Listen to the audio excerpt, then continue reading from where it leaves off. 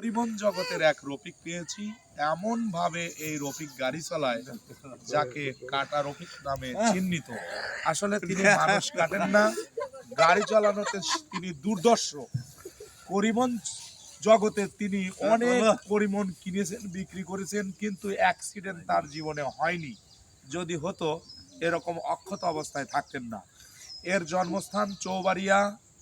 আপনাদের ঐতিহ্যবাহী সুপরিচিত মুখ। আমাদের চ্যানেলের নাম Jahidul best media YouTube channel, viral. আপনারা জানেন আমি ধারাভাষ্যকার রাকিবুল হাসান মাহাতাব। সব সময় মানুষের কথাগুলো চলচ্চিত্রের পাতার মতো তুলে ধরি। রফিক মানেই কাটা রফিক। ইনি করিমন চালানোর বিখ্যাত একটি নাম। দরিদ্রের সীমাহীন নিচে আছেন তিনি।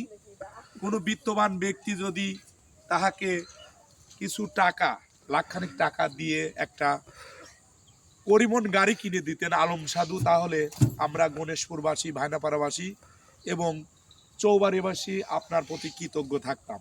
এই গাড়িটা উৎসর্গকৃত গাড়ি হবে করিমন আলম সাধু।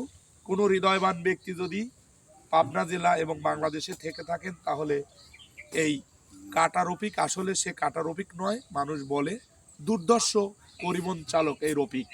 ভালো থাকবেন, সুস্থ থাকবেন। চ্যানেলটির নাম জাহিদুল বেস্ট মিডিয়া।